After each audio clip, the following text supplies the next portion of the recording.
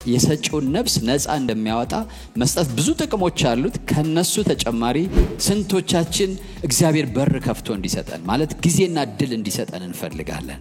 ጊዜና እድል እንዲሰጠን ከፈለግን ጴጥሮስ ለፋ፣ ደከመ፣ በረከቱ ቅርብ ነው ያለው ግን ማግኘት አልቻለም። ቃል ሰምታችሁ ህልም አልማችሁ ራእይ ኖሯችሁ ከዛ ጌታ ሆይ መቼ ነው የሚወለደው መቼ ነው የሚፈጸመው ስትሉ እግዚአብሔር ያን አይደለም የሚያሳያችሁ።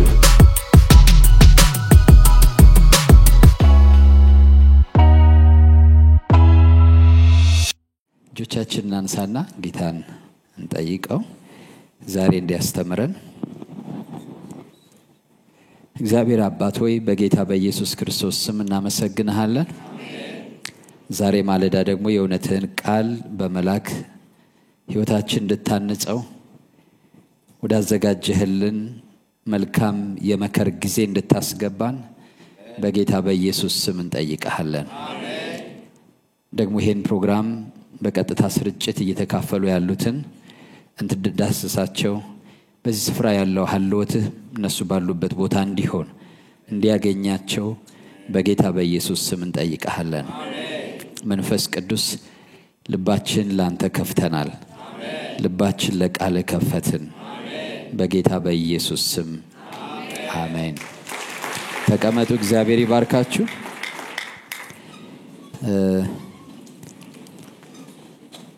ይህ እግዚአብሔር መከርን ተስፋ አድርጎ የሰጠበት አዲስ ዓመታችን ነው። በዚህ ጊዜ በተከታታይ ያየናቸው ያሉ የእግዚአብሔር ቃል እውነቶች ጊዜውን የምንዋጅባቸው እውነቶች ናቸው።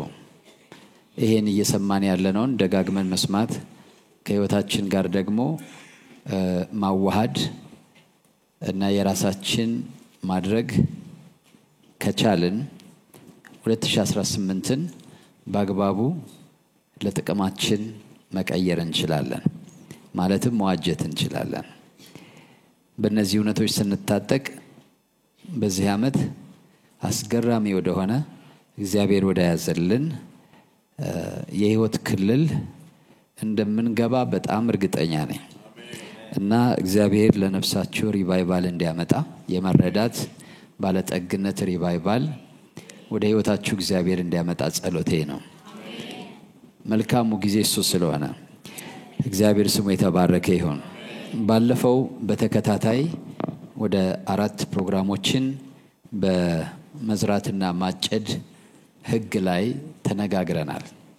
ያለዛ ሕግ ሕይወታችን ሊሳካና ሊከናወን እንደማይችል አውርተናል። ዛሬ ደግሞ ከዛ ሕግ ጋር የተያያዘ ያን ሕግ የሚያጎለብተውንና በሕይወታችን ወሳኝ የሆነውን ነገር እንመለከታለን። በዚህ ዓመት ብዙ ነገሮችን ወደ ሕይወታችን ያመጣል። ለኔ በጣም ለብዙ ሰዎች የአዲስ ነገር መነሻ የሪቫይቫል ጊዜ እንደሚሆናቸው አምናለሁ። ጌታ ይመስገን። ይሄ ቤተክርስቲያን ደግሞ ወደ ሌላ ምዕራፍ ይገባል። እግዚአብሔር ስሙ የተባረከ ይሁን። እንግዲህ ባለፈው በመዝራትና ማጨድ ትምህርት ላይ በተደጋጋሚ መዝራትና ማጨድ በቀጥታ በአብዛኛው ተገናኝቶ የምናገኘው ጥቅሶችን ስናነሳ ከመስጠት ጋር ነው። ስለዚህ ዛሬ የምናየው ጊቪንግ ነው፣ መስጠት። ዛሬ መስጠትን እንመለከታለን። መስጠትን እንመለከታለን። እዚህ ጋር ጥሩ ፒክቸር ታያላችሁ።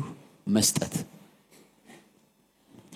በመስጠት እጣ ፋንታን ማስተካከል ይላል። በመስጠት እጣ ፋንታን ማስተካከል reshaping destiny by giving።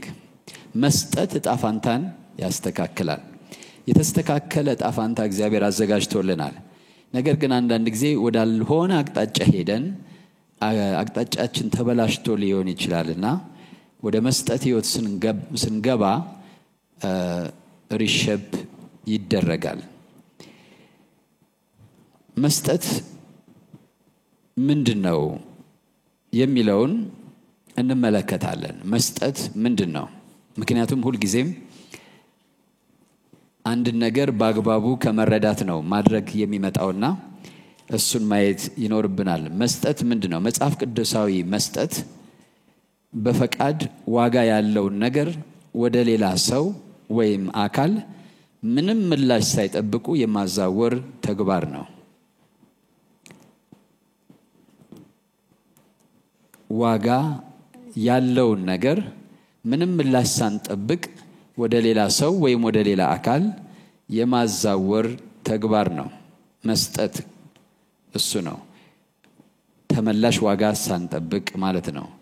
መስጠት የሚዳሰሱ ለምሳሌ እንደ ገንዘብ ወይም ዕቃ ያሉ ነገሮችን ወይም ደግሞ የማይዳሰሱ እንደ ጊዜ፣ ጥረት ወይም ደግነት ያሉ ነገሮችን ሊያካትት ይችላል።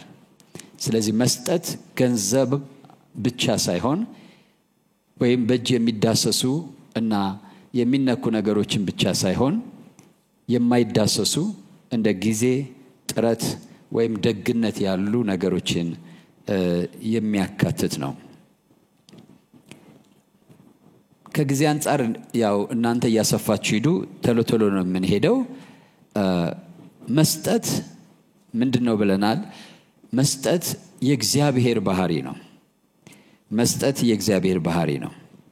መስጠት ከገንዘብ ነክ እንቅስቃሴ በላይ የሆነ የእግዚአብሔር ባህሪ ነው። በእግዚአብሔር ባህሪ ላይ የተመሰረተ መንፈሳዊ ጉዳይ ነው። ምን ማለት ነው? መንፈሳዊ ጉዳይ ነው ስንል መስጠት ከምንቀበለው ወይም ከምንለዋወጠው ነገር ያለፈ መንፈሳዊ ኃይል እና ይዘት አለው። መንፈሳዊ ኃይልና ይዘት አለው። መስጠት በራሱ አንድ ነገር ለአንድ ሰው እንዲያድርጋችሁ ስትሰጡ ይሄ የምትሰጡት ነገር ብቻ ሳይሆን ከዚህ ከመስጠት ጀርባ ያለ መንፈሳዊ እውነታ አለ። ይሄን ስንረዳ ነው እንግዲህ ወደዚህ ልማድ የምንገባው። መጽሐፍ ቅዱስ ምን ይላል? እግዚአብሔር አንድያ ልጁን እስኪሰጥ ድረስ ዓለሙን እንዲሁ ወዷል ይላል። በእርግጥ መጽሐፍ ቅዱስን በአጠቃላይ ስታነቡ በእግዚአብሔር መስጠት የተሞላ ነው። ስለዚህ መስጠት እግዚአብሔራዊ ባህሪ ነው፣ የእግዚአብሔር ባህሪ ነው። አንድ በአጠቃላይ ፍጥረት በነገራችን ላይ ጤናማው ፍጥረት የተዋቀረው በእግዚአብሔር ባህሪ ዙሪያ ነው የተዋቀረው። የድሮ ክብ ቤቶች በአንድ ምሰሶ ዙሪያ ነው የሚዋቀሩት። ቤቱ ውስጥ ምሰሶ ይቆማል እና ግድግዳውንም ጣራውንም አያይዞ ሁሉንም የሚቆመው መካከል ላይ ቤቱ መካከል ላይ የሚተክሉት ምሰሶ ነው። የገጠር ቤቶች ምናልባት አይታችሁ እንደሆነ የጥንት ቤቶችን እንደዛ ነው የሚሆነው እና በዛ ምሰሶ ዙሪያ በነገራችን ላይ በጣም ገጠር የሆነው ስፍራ ላይ ምሰሶውን ነው መጀመሪያ የሚያቆሙት። ምሰሶውን ካቆሙ በኋላ ግድግዳ ያቆሙና ከምሰሶው ጫፍ ጣራ ላይ አናት ላይ ነው ወራጅ የሚባለው እየወረደ ወደ ግድግዳው የሚመጣው እና ሁሉንም የሚያያይዘው ምሰሶ ነው። እግዚአብሔር ደግሞ ፍጥረትን ከራሱ ባህሪ አንፃር ነው የፈጠረው። ውድቀትና ኃጢአት የሚባለው ነው ወደ ፍጥረት ውስጥ መበስበስን ወይም መዛባትን ያመጣው። ያልተዛባው ፍጥረት በኋላም በክርስቶስ ኢየሱስ እንደገና መልሶ የሚታደሰው ፍጥረት እንዴት ነው የሚኖረው ብትሉ በእግዚአብሔር ባህሪያቶች ነው የሚኖረው። የተዋቀረው በእግዚአብሔር ባህሪ ነው። እግዚአብሔር በውስጡ ያለውን ባህሪ ነጸብራቅ ነው በፍጥረት መካከል እንዲኖር ያደረገው። ጌታ ኢየሱስ ሲመጣ የሚያጠፋው ምንድነው ብትሉ የዲያብሎስን ሥራ ነው። የዲያብሎስን ሥራ ሊያፈርስ የእግዚአብሔር ልጅ ተገለጠ ይላል። በእኛ ውስጥም ያለውን በዓለምም ያለውን በእኛ ውስጥ ያለውን አሁን በቃሉ ብርሃን በመንፈስ ቅዱስ ኃይል እያጠፋው ነው ያለው። ትራንስፎርምድ ስንሆን በእግዚአብሔር ቃል አስተሳሰባችን እየተለወጠ መሄድ ማለት ዲያብሎሳዊ አስተሳሰብ ከኛ ላይ መፍረስ ማለት ነው። የዲያብሎስ ሥራ ከሕይወታችን መፍረስ ማለት ነው። ከእግዚአብሔር ተቃራኒ የሆኑ በእኛ ሕይወትና ግንኙነታችን መካከል በሰዎች መካከል ያለው ማንኛውም ባህሪ ምንጩ እግዚአብሔር አይደለም። እግዚአብሔር ፍጥረትን ሲፈጥር በራሱ ማንነት ምሰሶ ላይ ነው የፈጠረው። ስለዚህ እግዚአብሔር ከማንነቱ ውስጥ አንዱ ፍቅር ነው። ፍቅር ደግሞ ያለ መስጠት ራሱን መግለጥ አይችልም። ያለ መስጠት ራሱን ማሳየት አይችልም። ያለ መስጠት ከሌላው ጋር ግንኙነት ማድረግ አይችልም። ፍቅር ከሌላው ጋር ግንኙነት የሚያደርገው በመስጠት ነው እና መስጠት የእግዚአብሔር አትሪቢዩትስ ነው። የእግዚአብሔር ዋነኛ ባህሪ ነው። እኛ በእግዚአብሔር መልክና ምሳሌ ነው የተፈጠርነው ማለት በሱ ባህሪ ማለት ነው። ስለዚህ እግዚአብሔር በሱ ባህሪ እንድንመላለስ ይጠብቃል። እውነተኛ መስጠት የእግዚአብሔርን ለጋስ ባህሪ የሚያንጸባርቅና በምድር ላይ ባለው ተልእኮ እንድንሳተፍ የሚያስችል ተግባር ነው። እግዚአብሔር አምላክ በምድር ላይ ትልቅ ተልእኮ አለው። እንደምታውቁት ኤፌሶን ምዕራፍ 1 ቁጥር 11 ላይ 10 እና 11 ተቀመጠው እግዚአብሔር አምላክ በዘመን ፍጻሜ ሊደረግ ያለውን ሐሳቡን አስታውቆናል ይላል። ያ ሐሳቡን በሰማይና በምድር ያሉትን በክርስቶስ ኢየሱስ ምን ማድረግ ነው? መጠቅለል ነው። በሕይወት መጠቅለል፣ በክብር መጠቅለል ብላችሁ መውሰድ ትችላላችሁ ከጥቅም አንፃር ካየ ነው። ምክንያቱም ፍጥረት ሁሉ በውርደት እና በሲቃ ውስጥ እንዳለ እናውቃለን። ስለዚህ በክርስቶስ ኢየሱስ መጠቅለል ነው ሐሳቡ ማለት በክርስቶስ ኢየሱስ ባለው ደስታ፣ ክብር፣ ሰላም፣ ረፍት፣ ጽድቅ፣ እውነት በዛ ውስጥ ፍጥረትን እንደገና መዋጀት እና እንደገና መጠቅለል የእግዚአብሔር ተልእኮ ነው፣ አጀንዳ ነው፣ ማዳን ማለት ነው። ክርስቶስ ኢየሱስ ምንድነው ያለው? የሰው ልጅ የጠፋውን ሊፈልግና ሊያድን መጥቷል። ሉቃስ 12 ቁጥር 10 ላይ የሰው ልጅ የመጣው የጠፋውን ሊፈልግና ሊያድን ነው። ስለዚህ መስጠት ምንድነው የሚያደርገን? በእግዚአብሔር ተልእኮ ላይ ተሳታፊዎች ያደርገናል። ጸጋ ምንለው፣ መዳን ምንለው፣ የዘላለም ሕይወት ምንለው በአጠቃላይ የእግዚአብሔር ምግባሮች ሁሉ የመስጠት ምግባሮች ናቸው። ስለዚህ መስጠት ከእግዚአብሔር ሥራ ጋር ከእግዚአብሔር ተልእኮ ጋር ወንጌል መስበክ ብቻ አይደለም፣ ገንዘብ መስጠት ብቻ አይደለም። በአጠቃላይ ሕይወታችን ወደ መስጠት ሲመጣ ምን ይሆናል? የእግዚአብሔርን በምድር ላይ ያለ ተልእኮ አብሮ ተካፋይ ያደርገናል ማለት ነው። ያ ደግሞ ሕይወታችን ዘላለማዊ የሆነ ፍጻሜና ትርጉም እንዲኖረው ያደርጋል። እግዚአብሔርን መምሰያ መንገድ ነው መስጠት እግዚአብሔርን መምሰያ መንገድ ነው። ብዙ ሰዎች እግዚአብሔርን መምሰል ብለው ሲያስቡ አለመዘሞት ነው ተሎ የሚመጣው፣ አለመስረቅ ነው ተሎ የሚመጣው። አዎ እነዛ ነገሮች በቅዱሳን መካከል መሰማት የሌለባቸው ነገሮች ናቸው። እግዚአብሔርን መምሰል ማለት ግን ከዛ ያለፈ ነው። የምን ጉዳይ ነው ብትሉ የልብ አቋም፣ የምኞትና የፍላጎት የሕይወት ዓላማና ግብ ጉዳይ ነው። እግዚአብሔርን መምሰል ያቅጣጫ ጉዳይ ነው። ስለዚህ መስጠት እግዚአብሔርን የምንመስልበት ልምምዳችን ነው። የፍቅር መገለጫ ነው።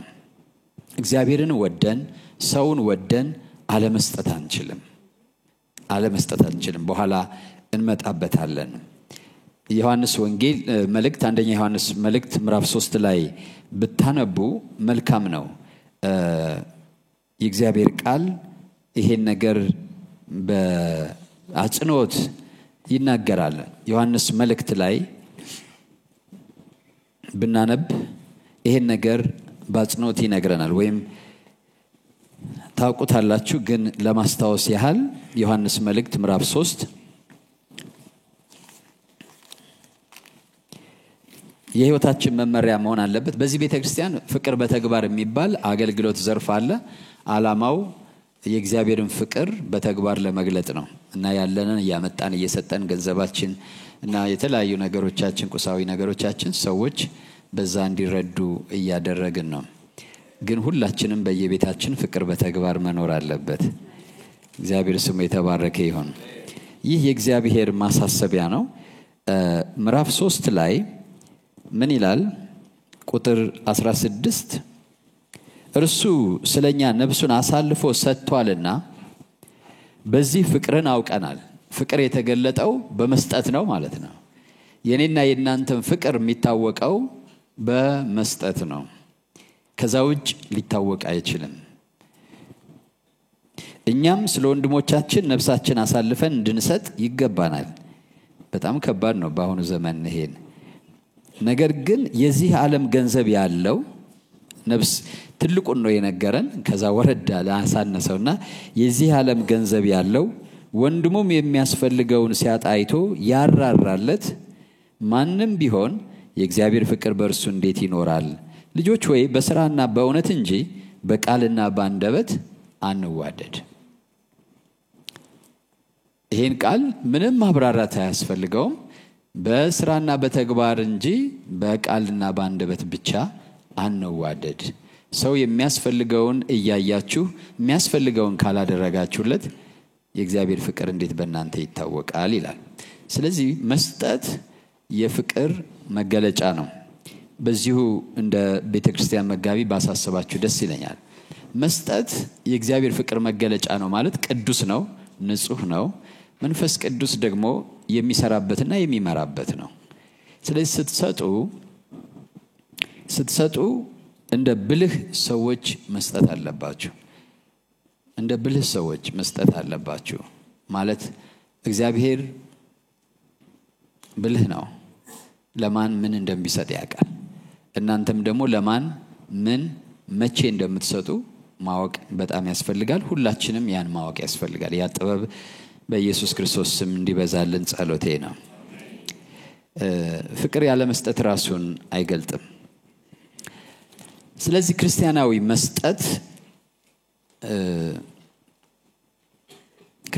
መስጠት ወይም መጽሐፍ ቅዱሳዊ መስጠት በመጀመሪያ ደረጃ አምልኮ ነው። it's a worship። አምልኮ የእግዚአብሔርን ፈቃድ መፈጸም ነው። በአጠቃላይ መስጠት ደግሞ በተለየ ሁኔታ እግዚአብሔርን ማምለኪያ መንገድ ነው። እግዚአብሔርን እንደ ዋና አቅራቢያችንና አቅራቢነቱ ዕውቅና የመስጠታችን መገለጫ ነው። ስንሰጥ እጃችን ላይ ያለውን ስንሰጥ ባለቤት እንዳልሆነን የተቀበልነው እንደሆነ እና ሌላውም ራሱ ከኛ የማግኘት መብት እንዳለው እንቆጥራለን። ለምን? እጃችን ላይ ያለው ነገር የኛ አይደለም ማለት ነው። ክብር ለጌታ ይሁን። ስለዚህ መስጠት ለእግዚአብሔር ቤት ስንሰጥ፣ ለድሆች ስንሰጥ፣ ለተቸገሩ ሰዎች ስንሰጥ መስጠታችን አንዱ ወርሽፓችን ነው። በጤናማ የልብ አቋም ሆነን የምንሰጠው ከሆነ እግዚአብሔርን የምናከብርበት መንገድ ነው። መጽሐፈ ምሳሌ እዚህ ላይ የምታዩት ጥቅስ 3:9 ላይ ያለው ምንድነው የሚለው? ከሀብትህ እግዚአብሔርን አክብር ይላል። ስለዚህ እግዚአብሔር ተጠቀመበት ብሎ የሰጠንን ነገር መልሰን ልናከብርበት እንችላለን በመስጠት። እዛ ላይ ያለው በበኩራትና በአስራት ነው የሚለው። እግዚአብሔር ከሰጠን ውስጥ ምርጡን ማለት ነው በኩራት ማለት። አስራት ማለት ከአስሩ ቤስት የሆነውን ማለት ነው። አዲስ ኪዳን ምናልባት ከዛ ያለፈ ነው፣ ሳክሪፊሻል ነው። እሱ እግዚአብሔርን እንዳቅራቢ ዕውቅና የመስጠት መንገድ ነው። በብሉይ ኪዳን ላይ እግዚአብሔር ምን አለ? አምላክህ እግዚአብሔር እኔ ነኝ አለና እህልና ውሃህን ምን እላለሁ አለ? አንተ ታመልከኛለህ፣ እኔም እህልና ውሃህን እባርካለሁ። ምን መሰላችሁ?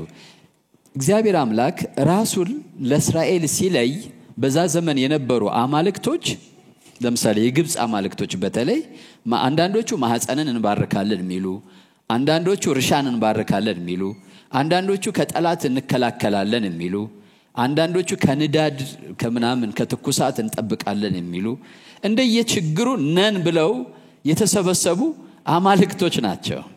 ስለዚህ እግዚአብሔር አምላክ ወደ እስራኤል ሲመጣ አንተ እኔን ታመልከኛለህ፣ እኔም በሽታን ወደ አንተ አላመጣም ሲል ይገባቸዋል። አህዛብ በሽታ እንዳይመጣባቸው ብለው ምን የሚያደርጓቸው አሉ? የሚያመልኳቸው አሉ። አንተ ግን ለኔ ዕውቅና ከሰጠኸኝ እኔ እጠብቅሃለሁ። አንተ ዕውቅና ከሰጠኸኝ እህልና ውሃህን እባርካለሁ። እግዚአብሔር ስሙ የተባረከ ይሁን። ከዛ እኮ እነሱ ሲዘምሩ ልክ እንደ እስራኤላውያን በዛ ዘመን የነበሩት ልክ እንዳሁን ናይጄሪያውያን ማለት ናቸው። አሁን ናይጄሪያውያን እንደዛ ውድድር አላቸው ከሌላው ጋር። የኔ አምላክ የኔም አምላክ የኔ ይላሉ። ሌሎች አማልክት እና የአሕዛብ አማልክቶች ምኖች ናቸው ይላል? ጣዖታቶች ናቸው። እግዚአብሔር ስሙ የተባረከ ይሁን። ስለዚህ ስንሰጥ እግዚአብሔር በቁሳዊ ነገራችን ላይ ባለቤት ጌታ ደግሞ የቁሳዊ ነገራችን አቅራቢ መሆኑን ዕውቅና እየሰጠን ነው። አምልኮ ማለት የእግዚአብሔርን አምላክነት ዕውቅና መስጠት ማለት ነው። ለዛ ምላሽ መስጠት ማለት ነው።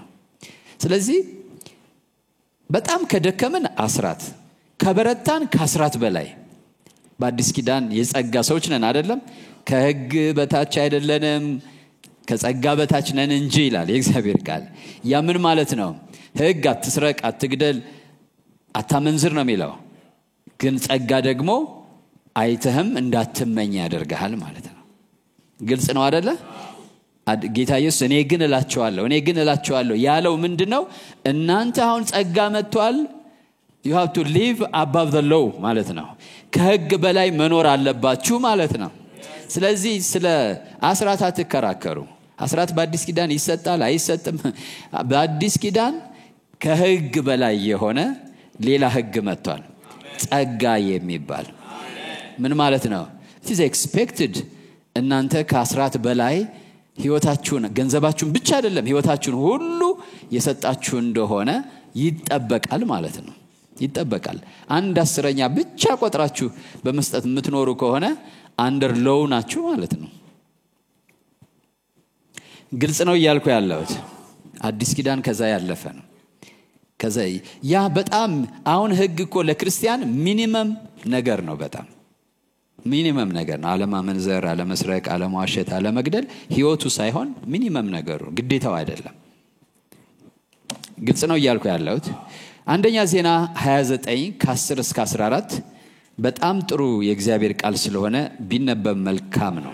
አንደኛ ዜና 29 በጣም ስለምወደው ሕይወቴንም የቀየረ ስለሆነ ያ ሁሌ ስጠቅሰው ትሰማላችሁ። እታችን ሊሊም ዘምረዋለች ይሄን ክፍል።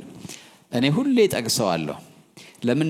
ለሕይወቴ አንድ ነገር እንደው ጸሎት ዛሬ ለምናችሁ ዛሬ ላይሆን ይችላል። ግን በጣም ማስታወሰው ይሄ የገባኝ ቀን ተንበረከኩና እግዚአብሔር ሆይ ባለጸጋም ድሃም ማድረግ ስልጣንህ ነው አልኩት። ስልጣንህ ነው።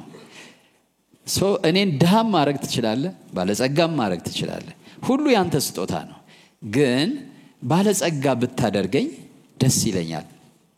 እግዚአብሔር ሆይ እውነቴን ነው የጸለይኩት ይሄን ነው ስላችሁ። ገንዘብ ብዙ ቢኖረኝ ማለት አይደለም። ምን እያልኩት እንደሆነ እግዚአብሔርም ያውቃል። ጌታ ስሙ የተባረከ። ገባኝ፣ ስጦታ እንደሆነ ገባኝ። ስጦታ እንደሆነ ገባኝ ያን ቀን። ይሄ ክፍል ብቻ ከመንፈሴ የማይለይ እውነትን አስቀምጦብኛል። እናንተን የሚያስቀምጥባችሁ በኢየሱስ ስም። እንደዚህ ይላል። ቁጥር 10 ነው ያልኩት አይደለ? ዳዊትም በጉባኤው ሁሉ ፊት እግዚአብሔርን ባረከ። ሊሰጥ እኮ ነው እግዚአብሔር የሚባርከው። በኋላ እናየዋለን። እግዚአብሔርን ባረከ። ዳዊትም አለ አቤቱ የአባታችን የእስራኤል አምላክ ሆይ ከዘላለም እስከ ዘላለም ተባረክ። አቤቱ በሰማይና በምድር ያለው ሁሉ ያንተ ነውና። ይሄ አፋዊ መሆን የጸሎት መግቢያ አናድርገው ወገኖቼ። ብዙ ጊዜ ጸሎት መግቢያው ረጅም ነው። በጣም ጥሩ ነው። እግዚአብሔርን ወርሺፕ ስታደርጉት ታላቅነቱን፣ ኃይሉን፣ ግርማውን እያወጃችሁ ማድረግ መልካም ነው። ስትጸልዩ ግን ምን አይ ዶንት ኖ የምትፈልጉትን ነው ያለው። የምትፈልጉትን መጠየቅ ነው። እኔ ሰው በጣም ንግግር ካበዛብኝ የሚያታልለኝ ነው የሚመስለኝ። ይኸውልህ እንግዲህ አንተ ደግሞ በጣም ጥግብ ስላልኩ ማለት ነው። ባለፈው ብያቸዋል። እንዳንተ አይነት የተቀባ ሰው አንተን የሚመስል ምናምን ሰው ካለኝ በቃ ፍርሃት ነው የሚይዘኝ። ይሄ ሰውዬ አንድ ቀን የለም ማለት ነው ወደሚል ነው የሚወስደኝ። እውነቴን ነው የምነግራችሁ። ብዙ ልምድ አለ። ሰው ወደ እግዚአብሔርም ስትመጡ እግዚአብሔር ምንም ኮተት አይፈልግም። አንተ ሰው ምን ትፈልጋለህ ነው የሚለው።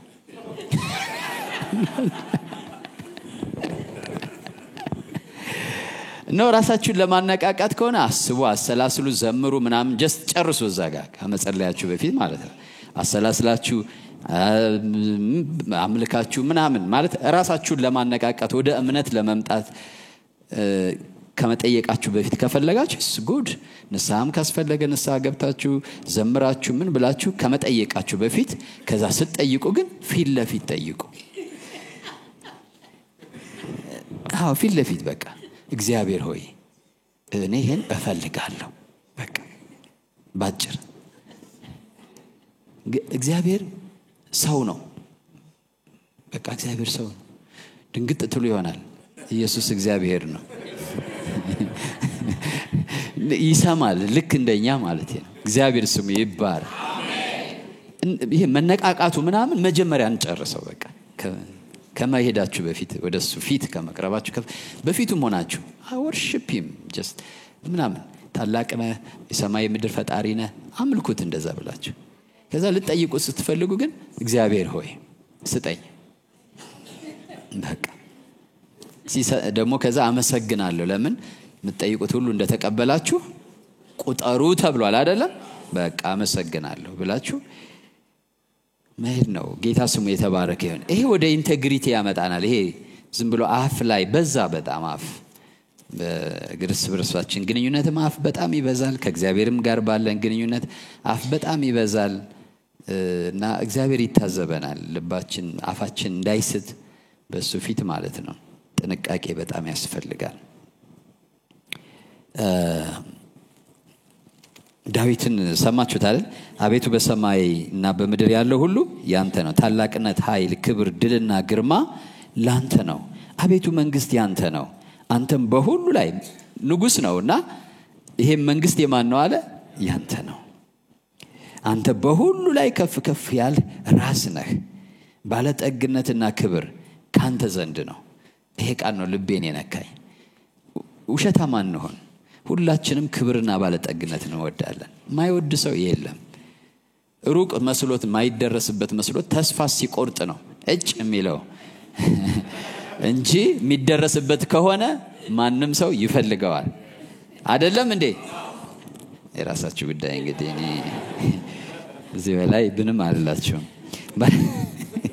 ባለጠግነትና ክብር ካንተ ዘንድ ነው አንተም ሁሉን ትገዛለህ ኃይልና ብርታት በእጅ ነው ታላቅ ለማድረግ ለሁሉ ኃይልን ለመስጠት በእጅ ነው እነዚህ ሁሉ ነገሮች ካንተ ናቸው አንተ እጅ ላይ ነው ያሉት እኛ ጋር የሆኑት ብትሰጠን ነው አንተ እነዚህ ነገሮች ሁሉ ምንጭ ነህ እዚህ worship ያረገ ነው ምን ያረገ ነው ይሄን ብትሉ እየሰጠ ነው ሰለሞንን በቃ እኔ አትስራ ተብዬ ይሄው አከማችቻለሁ ለመቅደሱ የሚሆን ለወርቁ ወርቁ ለብሩ ብሩን የሚሆነው ነገር አከማችቻለሁ ይሄው ብሎ ሲሰጥ ነው ይሄን ነገር የሚናገረው መስጠት ማለት እግዚአብሔርን worship ማድረጊያ ዕውቅና መስጫ እርሱ የሁሉ ባለቤት እንደሆነ ካለዛ ሊሰጥ አይችልም ይሳሳል የኔ እኮ ነው ይላል ግን ይሄ ሁሉ የመጣው ካንተ ነው ንግስናዬም ካንተ ነው ክብሬም ካንተ ነው ኃይሌም ካንተ የመጣ ነው ይሄን የሰበሰብኩት ደግሞ በንግስናዬ በኃይሌ በክብሬ ነው ስለዚህ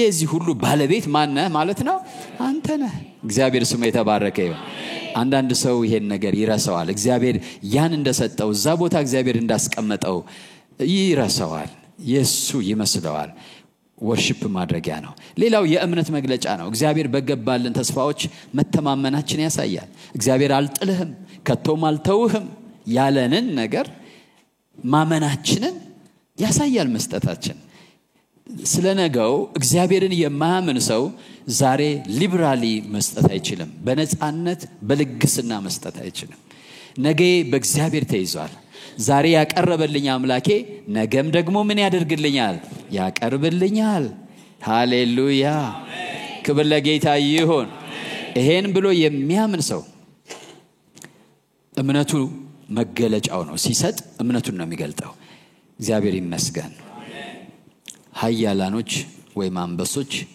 ተራቡ ይላል አይደለ እግዚአብሔርን የሚፈልጉ ግን ጌታ ስሙ የተባረከ ይሁን ጻድቅ ሲጣል ደግሞ ይላል ዘሩም እህል ሲለምን አላየውም እንዲያውም ሲጀምር አደግኩ ጎለመስኩ ሸመገልኩ ይልና ግምገማውን ኦብዘርቬሽኑን ነው የሚናገረው መገለጥ አይደለም ኦብዘርቬሽን ነው ከልጅነቴ ጀምሮ ጉልምስናዬ አሁን ሽምግልናዬ ሆኜ ሳየው ጻድቅ ሲጣል ዘሩ እህል ሲለምን አላየውም ክብር ለጌታ ይሁን በዚህ ተስፋ ቃል የሚያምን ሰው ካለ እምነቱ እንዲሰጥ ያደርገዋል የእምነት መገለጫ ነው መስጠት ማለት ሌላው ቀደም እንዳልኩት ፍቅር በተግባር መገለጫ ነው እግዚአብሔርን መውደድና ለሌሎች ጸጋን የማዳረስ መንገድ ነው እግዚአብሔርን መውደዳችን መንገልጥበት ለሌሎች ደግሞ ጸጋን ምናካፍልበት መንገድ ነው እግዚአብሔር ስሙ የተባረከ ይሁን ጥቂት ደቂቃዎችን አሁንም አብረን እንቀጥል የመስጠት ጥቅሞች ዛሬ ራዲካሊ ልባችን መቀየር አለበት። አሜን ነው። የሆነ በመስጠት ያበደ ሰው ሆኖ በጌታ በኢየሱስ በእውነት እግዚአብሔር ወደዛ በረከት ውስጥ ያስገባቸው። አሁን በደንብ ስሙ።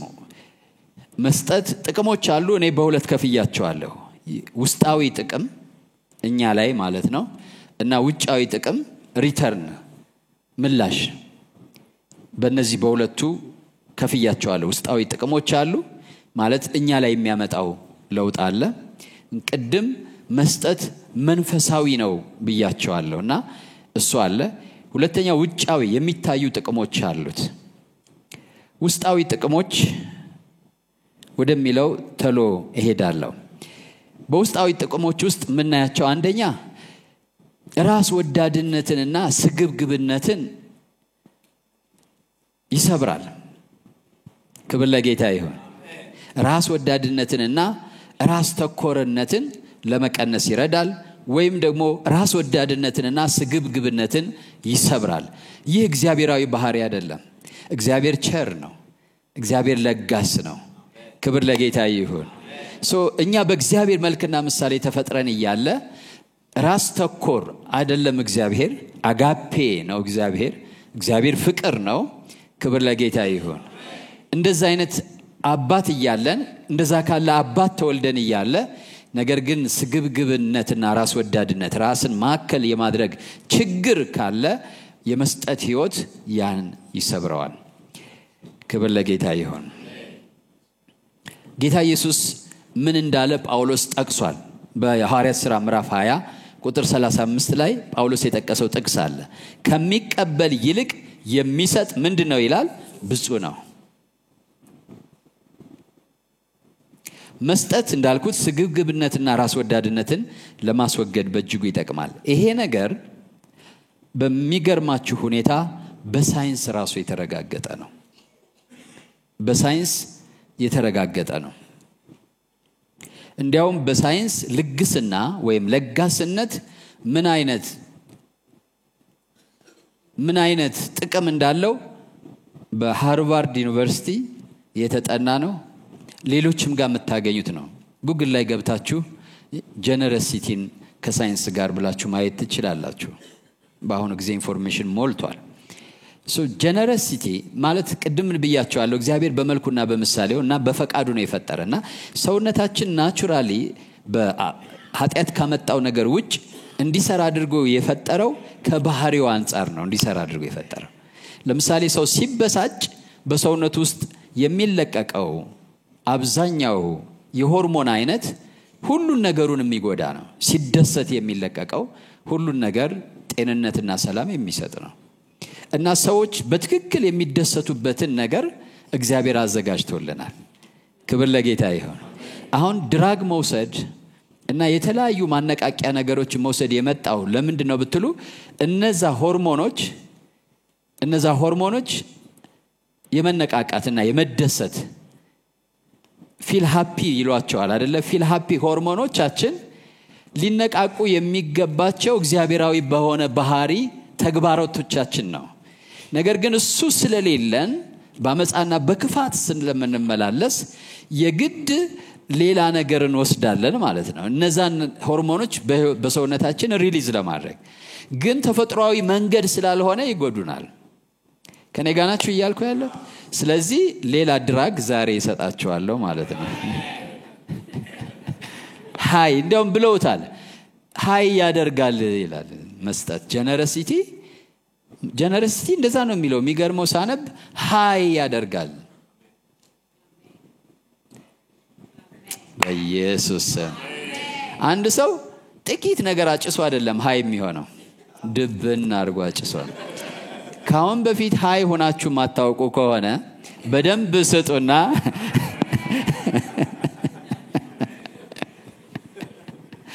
ክብር ለጌታ ይሁን። እግዚአብሔር ስሙ ለዘላለም ይባረክ። ከኔ ጋር ናችሁ ወይ? ስለዚህ ዘመናዊው ሳይኮሎጂ ልግስና ውጥረትን እንደሚቀንስና ስሜታዊ ደህንነትን እንደሚያበረታታ ያረጋግጣል። ቅድም እንዳልኳችሁ የሃርቫርድ ሕክምና ትምህርት ክፍል ልግስና ሳይንስ በሚል ላይ ያስቀምጦታል። ማለትም የሃፒ የደስታ እና የሽልማት ሆርሞኖች ሃፒነስ ኤንድ ሪዋርድ ሆርሞንስ የሚባሉትን እነሱን ልግስና ያነቃቃቸዋል። ሆርሞንስ ኦፍ ፊል ሃፒ እና ሪዋርድ የሚባሉትን ማለት ነው። እነሱን ያነቃቃቸዋል። እነሱን ስለሚያነቃቃቸው ያን ደግሞ እንዲያነቃቃ ያደረገው ራሱ እግዚአብሔር ስለሆነ በሰውነታችን ውስጥ ሳናቀው እንደዚህ አይነት ደስታ እነሱ ደግሞ ቀጥታ ከጤንነት ጋር የተገናኙ ናቸው። በቀጥታ ምን እንደሚል ምን ይላል መሰላችሁ? እንግሊዘኛ ነው ግን the science of generosity ይላል as explored at Harvard particularly through the work of researchers ይላል። እዛ ውስጥ neurological basis አለው ይላል። acts of kindness and even imagining kindness activates brain regions associated with positive feelings and social connection ይላል። kindness ማለት ለሰዎች መልካም ማድረግ ብቻ አይደለም፣ መልካም ማሰብ እንኳን ራሱ ብሬናችን ውስጥ ካለ አንድ ክፍል ጋር ያገናኘዋል። ፖዚቲቭ ፊሊንግ እና ሶሻል ኮኔክሽን ከማህበረሰቡ ጋር ብዙ ጊዜ ብያለሁ። መስጠት ስንጀምር ማህበረሰቡ ወዳጃችን እንደሆነ ይሰማናል፣ ጠላታችን አይሆንም። ብዙ ሰው ከብዙ ህዝብ ጋር ያለ ብቸኝነት ይወርሰዋል። መስጠት ሞክሩ፣ ጀምሩ፣ ብቸኝነት ከላያችሁ ላይ ይሰበራል። ይሄ ግን በሳይንስ ግን ብሬናችን ውስጥ ካለ ከአንድ ነገር ጋር ይገናኛል ይላል እና ምን ይላል? ፖዚቲቭ ፊሊንግስ ኤንድ ሶሻል ኮኔክሽን ይፈጥራል ይላል። ሌላው ደግሞ ፖዚቲቭ ፊድባክ ሉፕ ይፈጥራል ይላል። ማለትም ኢንዶርፊን፣ ኦክሲቶሲን የሚባሉትን ነገሮች እና እንደዚሁ ዶፓሚን፣ ሴራቶኒን የሚባሉትን ሆርሞኖች ይለቃል። እናንተ አንብቡት። ብዙ ነው፣ በጣም ብዙ ነው። ከዚህ የተነሳ ይሄ ለምንድነው ሳይንሱን እንድናምነው ሳይሆን ሳይንስ ፈልጎ ነው የሚያገኘው፣ እግዚአብሔር ግን አስቀድሞ ብሏል። ጌታ ስሙ የተባረከ ይሁን። እግዚአብሔር ነው የፈጠረው፣ ሳይንስ አይፈጥርም። እኛን የተፈጠረው ነው የሚያወሩት። ደረስንበት። ልግስና እና መልካምነት በሰው ህይወት ውስጥ ደስታና ሰላምን ያመጣል። እሱ ደግሞ የጤንነት ኢምፓክት አለው። ቀጥሎ ስታነቡ ጤንነት ጋር ይመጣል። ደግሞ ከዛ ጋር ተያይዞ ከብዙ ችግሮች የሚያላቅቅ ይሆናል ማለት ነው። እግዚአብሔር ስሙ የተባረከ ይሁን። ክብር ለስሙ ይሁን።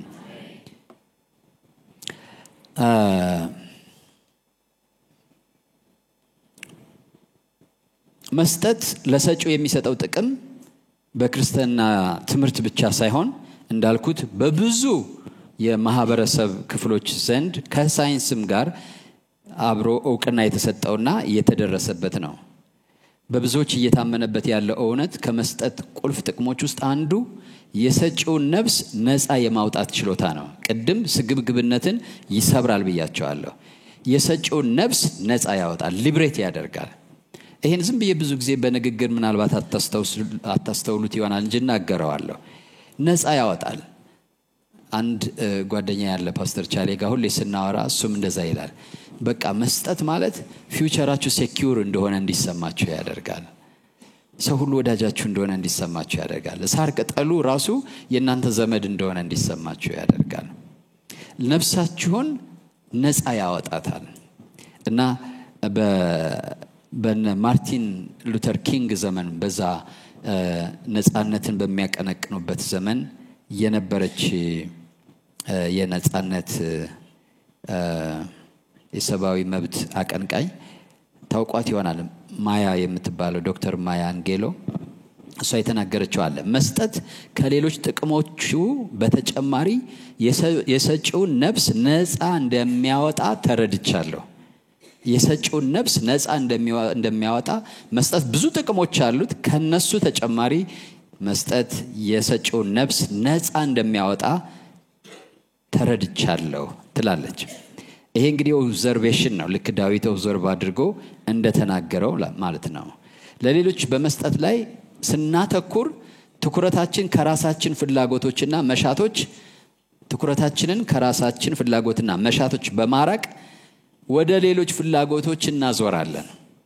ብዙ ችግራችን ፍርሃት፣ ድንጋጤ፣ ተስፋ መቁረጥ፣ ግራ መጋባት በአብዛኛው እኛን ስንመለከት እኛንና የኛ የሆነውን ስንመለከት የሚመጣ ነው። የሌሎችንና ሌሎችን መመልከት ስንጀምር ፍርሃቱ ከኛ ይጠፋል። ስነ ልቦናዊ ጥናት ቪዲዮዎች አሉ ብዙ አይደለ? ሶሻል ሚዲያ ላይ አሁን በብዛት አለ። ድሮም ጀምሮ አውጥተውታል። የሰው አእምሮ በጣም ስነ ልቦናዊ ነው። ራሳችሁ ላይ ስታደርጉ አሁን ደምም ባይሆን ህፃን ልጅ ላይ እዚህ ጋር የሆነ ቀይ ነገር ካብታችሁ ደም ብትሉት ይላል። ግን የሰሩት ነገር አለ። እጅ የሚመስል ነገር አድርገው አይታችኋል? ሲመቱት አይታችኋል? እዚህ ጋር ቀጥለው ከዚህ ጋር ሲመቱት ሰውየው ያማዋል። ሰው እንደዛ ሆኖ ነው የተፈጠረው። his thought really affect ያደርገዋል። ሰው ሐሳቡ ሰውነቱን affect ያደርገዋል። ከኔ ጋር ናችሁ ወይ?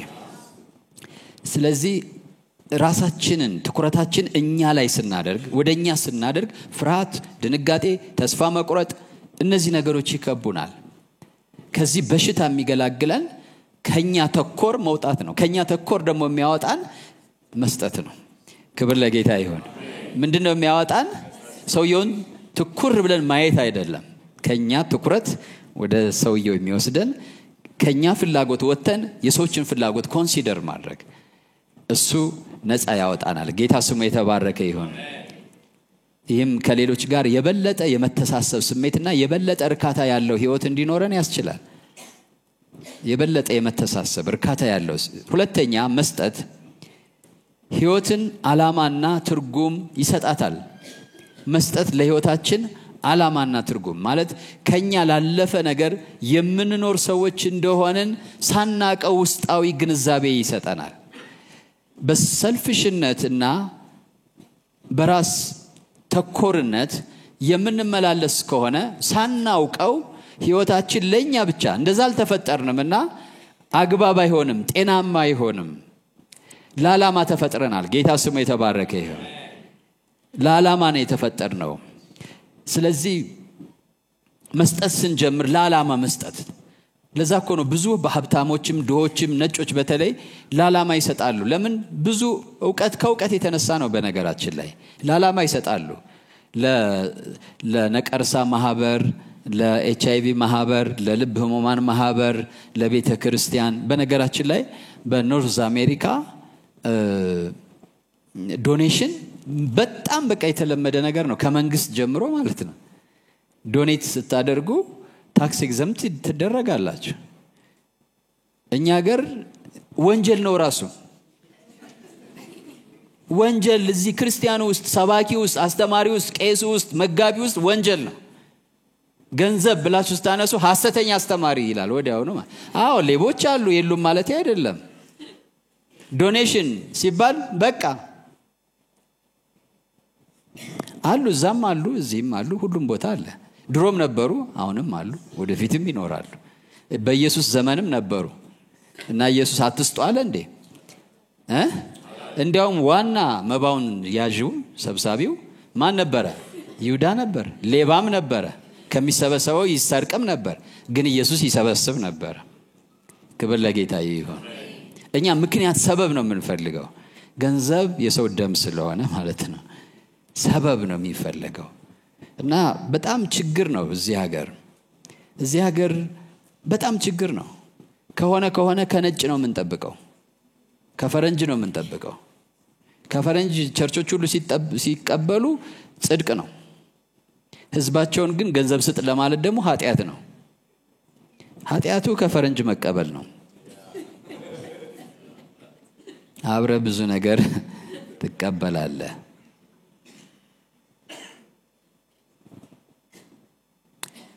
ለህይወታችን ምን ይሰጣል? መስጠት ዓላማ፣ የዓላማ ሰዎች እንደሆነን ኢንዋርድ ፊሊንግ ነው። ይሄ ቅድም እንደደስታው ማለት ነው። ሳናቀው እኔ ማለት በቃ የፊሊንግ ኦፍ የተፈላጊ ያስፈላጊነት ሰው ስሜት ይኖረናል።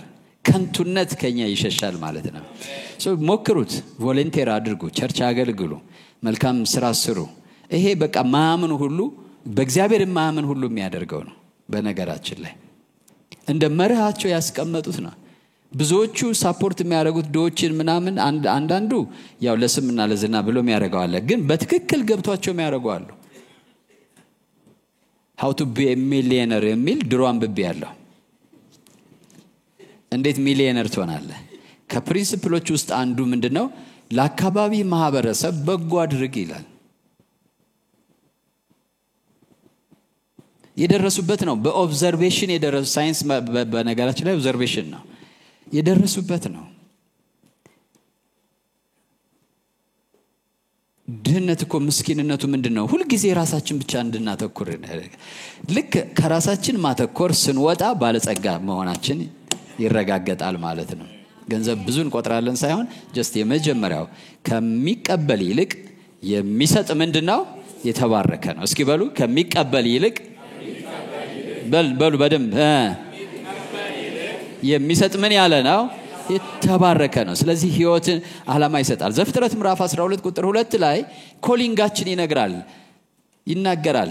ዘፍጥረት ምዕራፍ 2 ቁጥር 12 ላይ ጥሪያችን ምን እንደሆነ በደንብ አድርጎ ይነግረናል። እግዚአብሔር አምላክ ምን አለው? አብርሃምን ታላቅ ህዝብ አደርግሃለሁ፣ እባርክሃለሁ፣ ስምህንም አከብረዋለሁ፣ ለበረከት ሁን። እስኪ በሉ ሁላችሁም ለበረከት ልሆን ተፈጥሬያለሁ በሉ እስኪ።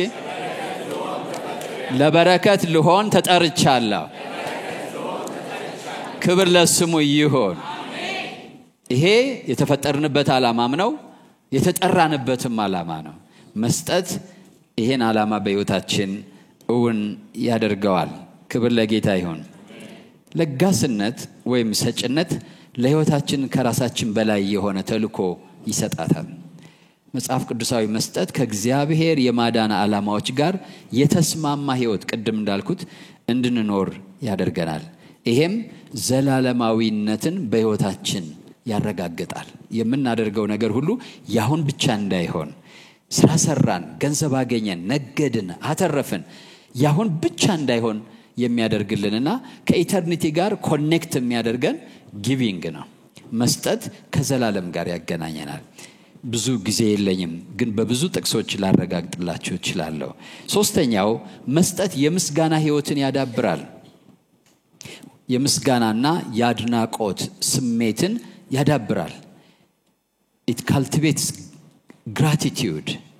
የብዙ ሰው ችግር ይሄ ችግር ነው ማለት የብዙ ሰው ችግር ያመስጋኝነት ችግር ነው። ውስጡ ምርር ይላል፣ ምሬት አለ። ማራ በሉኝ እንዳለችው ማለት ነው። እና የብዙ ሰው ህይወት ማራ ነው።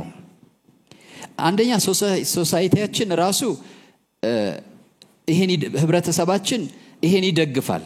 የተመረረ ህይወትን ይደግፋል። ከንፈሩን ይመጥልናል። ስንሳካ ለስኬታችን ለክንውናችን የሚሆነው ነገር ላይ እጁን አይሰጠንም አይደለም?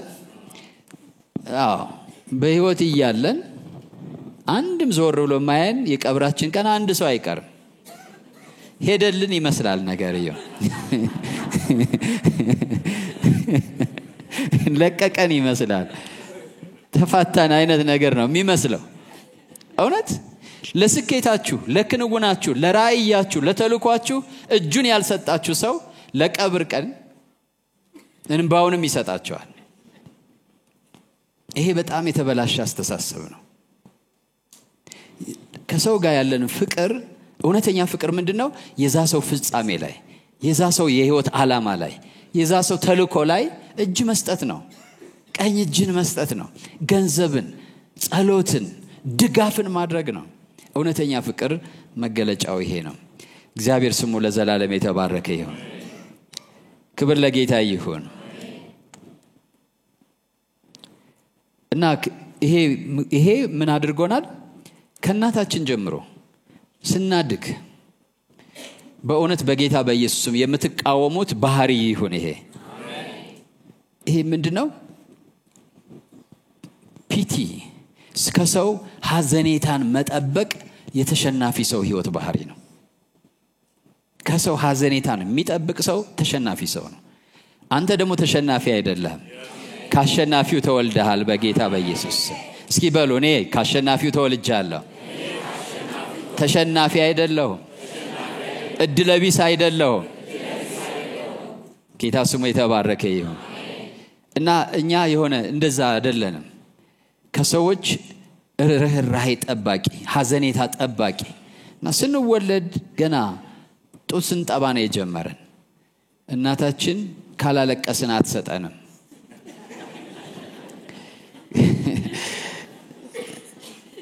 ሽንቱ የሚጠረገው ተለቅሶ ነው። ምግብ የሚቀርበው ተለቅሶ ነው። ከዛ ደግሞ ብላልኝ ነው። ከዛ በኋላ በቃ ሆድ እኮ ብላ ይላል። በቃ ቁጭ አርጋለት ብትሄድ እኮ ይበላል። ከዛ ብላል ማለት ፍቅር ይፈልጋል የሰው ልጅ አይደለ? ፍቅሩን እኛ ባልና ሚስት ራሱ ባልና ሚስትየዋ በጣም አኩርፋ ተነጫንጫ የሆነ ጠብ ከፈጠረች በኋላ እወድሻለሁ ሲላት ትረጋጋለች። እስከዛ ሳደርስ ለምን እወድሻለሁ አትላትም?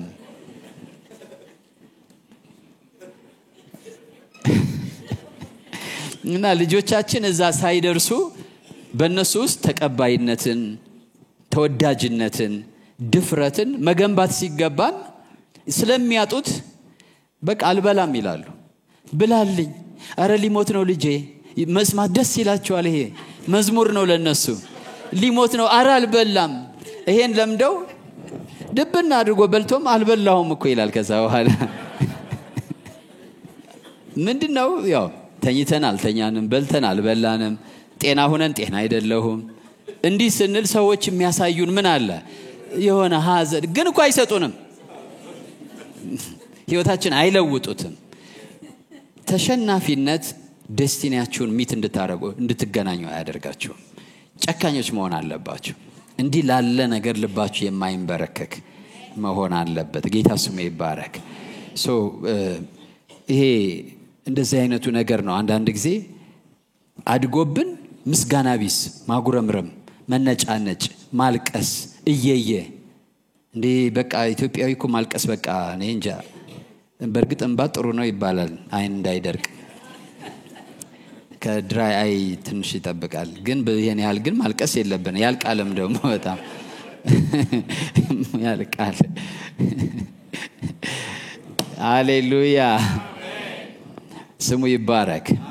ስለዚህ አመስጋኝነት ጤናማ ህይወትን ይሰጣል። ግራቲቲዩድ ለእግዚአብሔር፣ ለሰው፣ ለሁኔታው፣ ለሁሉ። ትናንት አንድ ቦታ ነበርን ፕሮግራምና እንዴት ድንቅ አምላክ ነው የመሰረተ ክርስቶስ የጥንት ዘማሪዎች ማለት ነው። እነሱ ነበሩ የሚያስመልኩት። እንዴት ድንቅ አምላክ ነው እኛ የምናመልከው የሚለው መዝሙር ታውቁታላችሁ? በጣም ድንቅ መዝሙር ነው። እወደዋለሁ።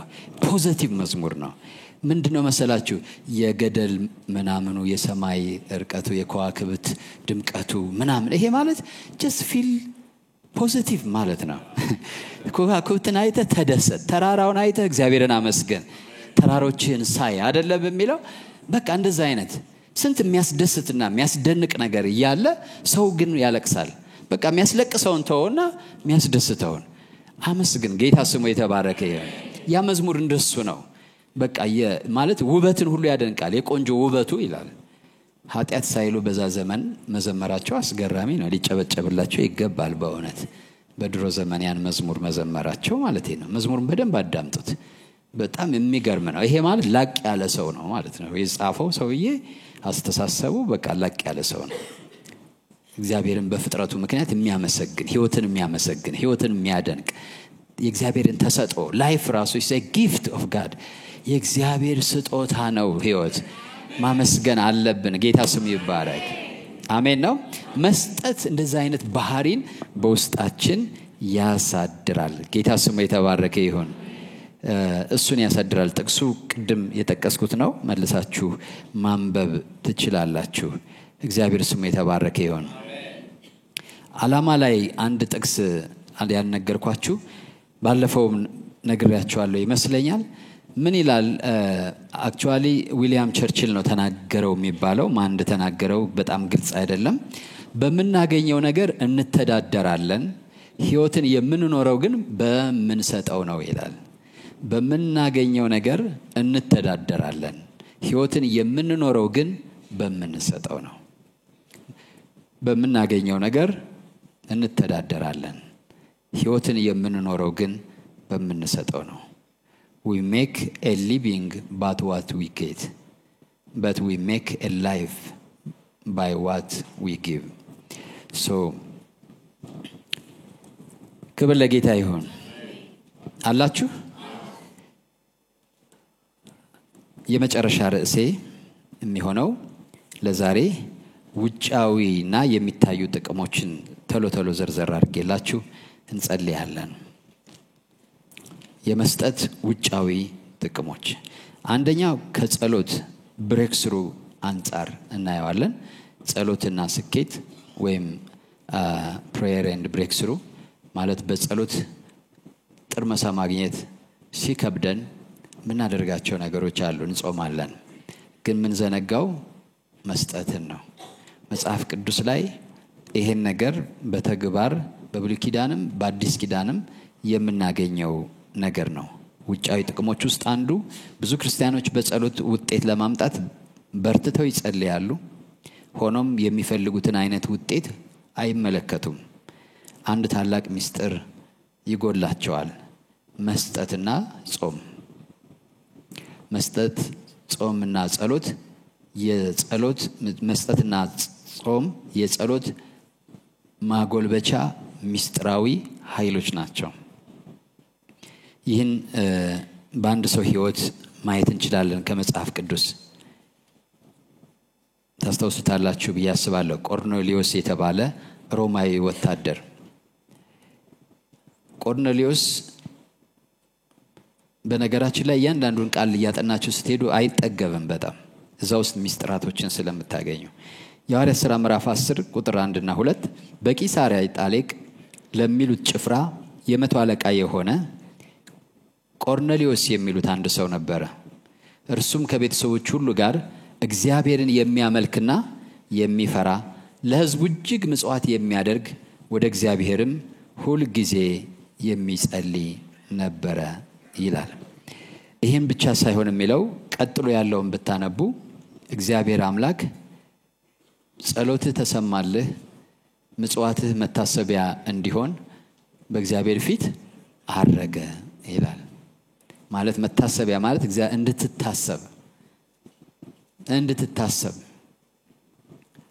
ጌታ ኢየሱስ ክርስቶስ ያችን ሴት ሽቱን የሰበረችውን ሴት እዛው ብቻ አመስግኗት አላቆመም። ይህ ወንጌል ስለኔ በሚሰበክበት ስፍራ ሁሉ ያንቺ ስም ለመታሰቢያ እንዲሆን ይነሳል አላት። መታሰቢያ ሆናት ማለት ነው፣ ሁል ጊዜ የምትመሰገንበት። ስለዚህ ቆርኔሊዮስን ምን አለው መልአኩ? ጸሎት ተሰምቷል፣ ምጽዋት ደግሞ በእግዚአብሔር ፊት ለመታሰቢያ እንዲሆን አድርጓል አለው። ይሄን በተጨማሪ የሚያጠናክር ነገር ኢሳይያስ 58 ስለ ጾም የተነገረው ላይ ምዕራፍ 58 ቁጥር 6 ላይ እንጀራን ቁጥር 7 ቀጥለው እንጀራህን ለተራበ ትቆርስ ዘንድ ስደተኞቹን ድሆች ወደ ቤት ታገባ ዘንድ የተራቆተውንስ ብታይ ታለብሰው ዘንድ ከስጋ ዘመድ እንዳትሸሽግ አይደለምን? ማን ነው ዘመዳችን? ሁሉም ሰው አይደለ? ጓደኛዬ ማን ነው ሲለው ሁሉም። የዚያን ጊዜ ብርሃንህ እንደ ንጋት ይበራል፣ ፈውስ ፈጥኖ ይበቅላል፣ ጽድቅ በፊት ይሄዳል፣ የእግዚአብሔር ክብር በኋላ ሆኖ ይጠብቃል። የዛን ጊዜ ትጣራለህ፣ እግዚአብሔር ይሰማሃል። ምን ትላለህ? ትጣራለህ። ጸሎትህን ማለት ጸሎትና ጾም አለ እዚህ ጋር። ግን ጸሎትና ጾምን ጸለይን ለምንድን ነው ያልሰማህን ሲባል አንድ የሚጎላችሁ ነገር አለ አላቸው። ለድሃ አልሰጣችሁም። ይሄም ጌታ ኢየሱስ ክርስቶስ ሁሌ እንደምናገረው የተናገረው ነው በሉቃስ ወንጌል ላይ። ስጡ ምን ይላችኋል? ይሰጣችኋል። ስለዚህ ካልሰጠን ልናገኝ አንችልም። ጌታ ኢየሱስ ሳያነጣጥል የተናገራቸው 3 ነገሮች እነዚህ ናቸው። ሰው ካንተ የሚፈልገውን ነገር መስጠት ልማድ ካልሆነ እግዚአብሔር ከርሱ የምትፈልገውን አይሰጥህም። አለቀ።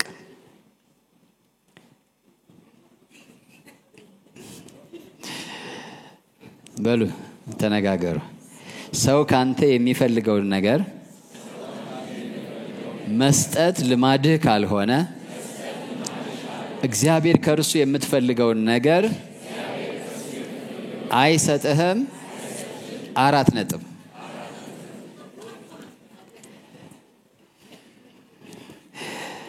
እሱ ማለት ነው ማሩ ምን ትባላላችሁ? ትማራላችሁ። አትፍረዱ አይፈረድባችሁም። ስንት ሰው እግዚአብሔር እንዳይፈርድበት ይፈልጋል? ሰው እግዚአብሔር እንዳይፈርድብን እንደዛ ከፈለግን አለመፍረድ ነው። ሌላው በሁለተኛ ደረጃ ተሳሳትኩ? ልክ ነኝ። ሁለተኛ የመከርን በረከት ማግኛ መንገድ ነው። የመከርን በረከት ማግኛ መንገድ ነው። ሶስተኛው መልካም እድልና አጋጣሚን ያመጣል። ኦፖርቹኒቲ መስጠት መልካም አጋጣሚና እድሎችን ያመጣል። መክብብ 9:11 ላይ ምን ይላል መሰላችሁ? መክብብ 9:11 ላይ እኔም ተመለስኩ ከፀሐይ በታች ሩጫ ለፈጣኖች ሰልፍም ለኃያላን እንጀራም ለጠቢባን ባለጠግነትም ላስተዋዮች ሞገስም ለአዋቂዎች እንዳልሆነ አየሁ ይላል። በራሳቸው እነዚህ ሁሉ ያላቸው ሰዎች ሆነው እያለ ሰው የምትደነቁበት ሰው የለም? ስለ ንግድ ነግሯችሁ ስለ ምንም ነገር እንደዚህ አይነት ሰዎች አሉ። እነዚህ አይነት ነገር ያላቸው በመንደር ውስጥ እኮ በጣም ምናልባት በዓለም ታዋቂ ከሆነው ሰው በላይ ፈጣን የሆነ ሰው ይኖራል። በየመንደራችን በጣም አስገራሚ ጥበብ የምትሰሙበት ሰው ይኖራል። ነገር ግን ምን አለ? ከፀሐይ በታች ሩጫ ለፈጣኖች ሰልፍ ለኃያላን እንጀራ ለጠቢባን ባለጠግነት ላስተዋዮች ሞገስ ለአዋቂዎች እንዳልሆነ አየሁ። ጊዜና እድል ግን ሁሉን ያገናኛቸዋል። እግዚአብሔር በህይወታችን ኢንቮልቭ ሲያደርግ እነዚህ ሁሉ ነገሮች ካሉ ቢኖሩን እግዚአብሔር ኢንቮልቭ ካላደረገ ዋጋ ቢስ እንሆናለን። እድሜው ያልቃል። አንዳንድ ሰው እንደተጨቃጨቀ እንዳዘነ እንደተቆጣ እንዲህ ነው መደረግ ያለበት በአገር ላይ ብሎ እያሰበ አንድም ቀን የአገር መሪ ሳይሆን እድሜው ሊያልቅ ይችላል። ለምን ብትሉ እድል ጊዜና ምን እድል አይገናኝም። አንዳንዱ ሰው ደግሞ የአባቶች ተረት አለ። ቀን የሰጠው ቅል የሚሉት ነገር አለ አይደለም? ምን ያደርጋል? ምን ያው ተረት ስለሚጋነን ነው። ብዙ አቅም ያላቸው ይያሉ ግን ምን አላገኙም። እድልና አጋጣሚ is a divine providence። ጊዜና እድል የእግዚአብሔር መለኮታዊ አቅራቦቶች ናቸው። የመግቦቱ ውጤቶች ናቸው። ከኔ ጋር ናችሁ? ግን በዛባችሁ መሰለኝ። ጊዜና እድል በሉ እስኪ ከኔ ጋራ የእግዚአብሔር መግቦታዊ አቅራቦቶች ናቸው በሉ እስኪ። ማለት እግዚአብሔር አቀነባብሮ የሚሰጠን ናቸው። እኛ እንደ ክርስቲያን ቅድም ሪሸፕ ማድረግ እንችላለን ብለናል። በመስጠት እግዚአብሔርን በማምለክ ስንመላለስ በልግስና ህይወት ስንመላለስ ጊዜና እድልን እግዚአብሔር ለኛ አሳልፎ ይሰጠናል። ራዕይ ምዕራፍ 3:8 ላይ ምን ይላል? እነሆ ባንተ ፊት የተከፈተ በር ሰጥቻለሁ ማንም ሊዘጋው አይችልም። ይሄ ቤተክርስቲያን ራሱን ለእግዚአብሔር የሰጠ ቤተክርስቲያን ነው። ከዚህ የተነሳ እግዚአብሔር የተከፈተ በር ሰጥቻለሁ አለ። ስንቶቻችን እግዚአብሔር በር ከፍቶ እንዲሰጠን ማለት ጊዜና እድል እንዲሰጠን እንፈልጋለን? ጊዜና እድል እንዲሰጠን ከፈለግን በተሰጠን ነገር የልግስና ህይወትን መለማመድ ይኖርብናል። ገንዘብ ብቻ አይደለም ልግስና ተባብለናል። እሱን መለማመድ ይኖርብናል። ክብር ለስሙ ይሁን። ሃሌሉያ። የመጨረሻ እዚህ ጋር የምታዩት ፒክቸር አለ። ምን ያስታውሳችኋል? ይሄ ስዕል እነ ጴጥሮስን ያስታውሳቸዋል አይደለም? ከሚቀጥለው በረከትህ ጋር ያገናኛል። ሃሌሉያ። እስኪ መስጠት በሉ እስኪ። ከሚቀጥለው በረከት ጋር ያገናኛል በሉ እስኪ። ከጊዜ አንፃር እናንተ ቤታችሁ ብታጠኑት መልካም ነው። ሉቃስ ወንጌል ምዕራፍ 5:1 ጀምሮ ስታነቡ ጌታ ኢየሱስ ክርስቶስ ታንኳቸውን ተቀበላቸው። ታንኳቸውን ሰጡት። የዘብዴዎስ ልጆች ታንኳቸው ላይ ሆኖ ህዝቡን ሰበከ። ግን እንደዛ አድርጎ ባዶ እጃቸውን አልሸኛቸውም። እንደውም ብናነበው በጣም ልብ የሚነካ ስለሆነ መልካም ነው። እግዚአብሔር ስሙ የተባረከ ይሁን። ዛሬ የአንድ ሰው ህይወት ወደዚህ በረከት እንዲገባ ጸልያለሁ። ልግስና ከሚቀጥለው በፊታችን ካለው ከነገ በረከታችን ጋር ኮኔክት ያደርገናል። ሃሌሉያ። የምትሰጡት ሰው የምታደርጉለት ማንም ሰው ለእናንተ ምስጋና ላይ መልስላችሁ ይችላል። ኢቭን ከእናንተ ጋር ኮኔክትድ ላይሆን ይችላል። ሰጣችሁት በዛው ሊጠፋ ይችላል። ልክ እንደ ቀም አይነት ቀምቷችሁ ሊሄድ ይችላል። እናንተ እየሰጣችሁት ማለት ነው። ታንኪዩ ብሎ ላይ መለስ ይችላል። ዋጋ ላይ ሰጠው ይችላል። ከምንም ላይ ቆጥረው ይችላል። ነገር ግን እግዚአብሔር ከሚቀጥለው በረከታችሁ ጋር ያገናኛችኋል። ክብር ለስሙ ይሁን። ይሄን አሁን ያልኩት ሉቃስ ወንጌልን ምዕራፍ 5ን ፓስተር በወይ ብታነብልኝ ደስ ይለኛል። ጨርሰናል። 5ን እናነባለን። ሉቃስ ወንጌል ምዕራፍ 5 ቁጥር 1 ሕዝቡም የእግዚአብሔርን ቃል እየሰሙ ሲያስጠብቡት ሳሉ እርሱ ራሱ በጌንሳሬጥ ባህር ዳር ቆሞ ነበር። በባህር ዳርም ቆመው የነበሩትን ሁለት ታንኳዎች አየ። አሳ አጥማጆች ግን ከነርሱ ውስጥ ወጥተው መረቦቻቸውን ያጥቡ ነበር። ከታንኳቸውም የስምዖን ወደ ነበረች ወደ አንዲቱ ገብቶ ከምድር ጥቂት ፈቀቅ እንዲያደርጋት ለመነው።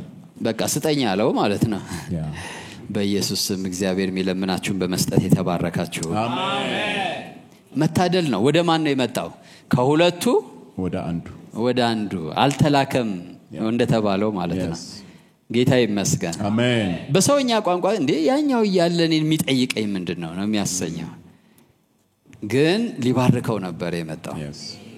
ለሊቱን ሙሉ ሲለፋ አድሮ አንድም ማሳ ያልያዘ ሰው ጌታ ግን ከፊውቸር ብሌሲንጉ ጋር ሊያገናኘው ፈለገ። ሃሌሉያ።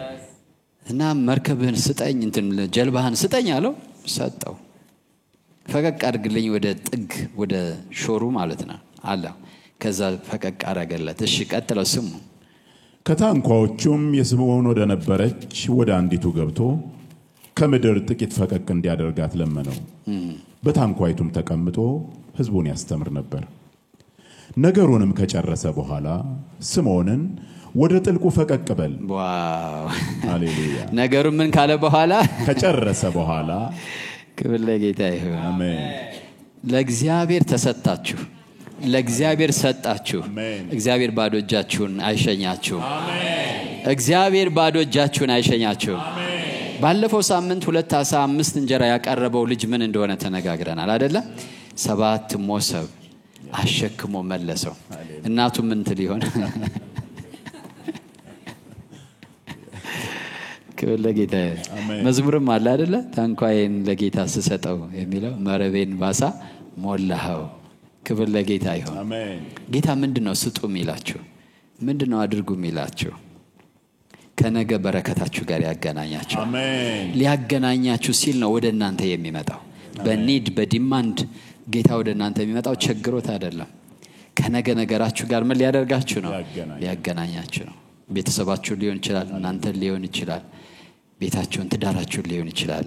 ከፊውቸራችሁ ጋር ሊያገናኝ ነው። እሺ ስሙት። አሁን ነገሩንም ከጨረሰ በኋላ ስምዖንን ወደ ጥልቁ ፈቀቅ በል፣ መረቦቻችሁንም ለማጥመድ ጣሉ አለው። ስምዖንም መልሶ አቤቱ ሌሊቱን ሁሉ አደርን፣ ስንደክም ምንም አልያዝንም፣ ነገር ግን በቃልህ መረቦቹን እጥላለሁ አለው። ይህንም ባደረጉ ጊዜ እጅግ ብዙ ዓሣ ያዙ፣ መረቦቻቸውም ተቀደዱ። እጅግ ዓሣ ያዙ። ጌታ ስሙ የተባረከ ይሁን። አሜን። ሰራፕቷ ባልቴት ባለፈው ያየናት በአንደኛ ነገሥት 17 ከ9 እስከ 16 ተመሳሳይ ታሪክ ይነግራቸዋል። ዘፍጥረት 18 ላይ የአብርሃምን ሕይወት እግዚአብሔር ለአብርሃም የተስፋ ቃል ነግሮት ነበር አይደለም? የተስፋ ቃል ነግሮት ነበር። ምን ብሎ? ወንድ ልጅ እሰጥሃለሁ ብሎ። ነገር ግን የተስፋ ቃሉ ዘገየ። በእውነት እኔ እንደገባኝ ቢገባችሁ ደስ ይለኛል ሁላችሁም። አንዳንድ የተስፋ ቃላችሁ ተጨባጭ እንዲሆን የእምነት እርምጃ እግዚአብሔር ከህይወታችን ይፈልጋል። ዝም ብሎ አይሆንም። ትንቢት ሰምታችሁ ቃል ሰምታችሁ ህልም አልማችሁ ራእይ ኖሯችሁ ከዛ ጌታ ሆይ መቼ ነው የሚወለደው መቼ ነው የሚፈጸመው ስትሉ እግዚአብሔር ያን አይደለም የሚያሳያችሁ የምታደርጉትን ነገር ይነግራችኋል። እና እግዚአብሔር አምላክ ወደ አብርሃም 3 ሰዎችን ላከ ወይም መላእክት ናቸው።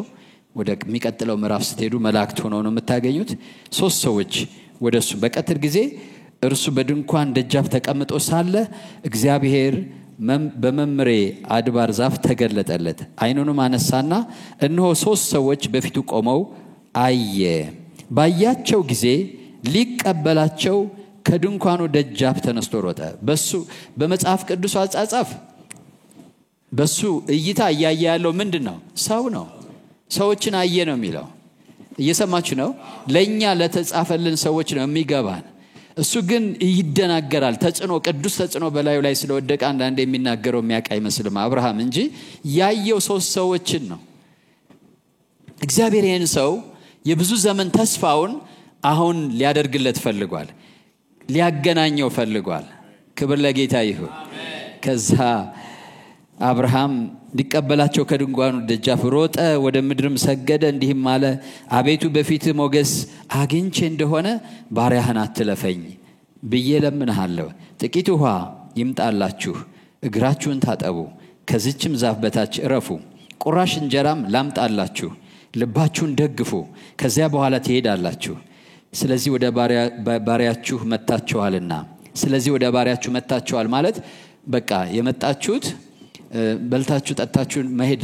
ድሮ ሰዎች ወደ ሰው ቤት ከመጡ ምንድነው መንገደኛ ናቸው። ያው ገብተው አረፍ ብለው በልተው ጠጥተው ለሄዱ ነው። እናሱ ግን በጣም በደስታ ነው ያደረገው። ስለዚህ መጣችኋልና እንግዶቼ ናችሁ፣ ግቡ፣ ብሉ፣ ጠጡ አለ። እግራችሁን ታጠቡ፣ ሪፍሬሽ አድርጉና ከዛ ትሄዳላችሁ ብሎ በልመና ነው ያደረገውና መጀመሪያ ላይ ስታዩት ምንም ያወቀውና የተረዳው ነገር ያለ አይመስልም። ከዚያም በኋላ ትሄዳላችሁ፣ ስለዚህ ወደ ባሪያችሁ መጣችኋልና። እነርሱም እንዳልህ አድርግ አሉት። አብርሃምም ወደ ድንኳን ወደ ሳራ ዘንድ ፈጥኖ ገባና 3 መስፈሪያ የተሰለቀ ዱቄት ፈጥነሽ አዘጋጂ፣ ለውሽውም እንጎቻ አድርጊ አላት። አብርሃምም ወደ ላሞቹ ሮጠ፣ እጅግም የሰባ ታናሽ ጥጃ ያዘና ለብላቴናው ሰጠው፣ ያዘጋጅም ዘንድ ተቻኮለ። እርጎና ወተትም ያዘጋጀውን ጥጃ መጣ፣ በፊታቸውም አቀረበው። እርሱም ከዛፍ በታች በፊታቸው ቆሞ ነበር። እነርሱም በሉ። እነርሱም ሚስት ሳራ ወዴት ናት አሉት። ከበሉ በኋላ ማለት the next blessing ማለት ይሄ ነው።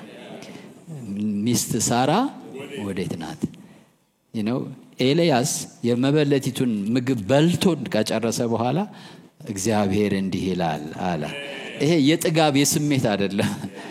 it's a divine connection። ክብር ለጌታ ይሁን። ይሄ ምንድነው? መለኮታዊ ግንኙነት ነው። ከሚቀጥለው በረከታችን ጋር የምንገናኝበት መንገድ ነው ወገኖቼ። ከዛ ሚስት ሳራም ልጅን ታገኛለች አለ።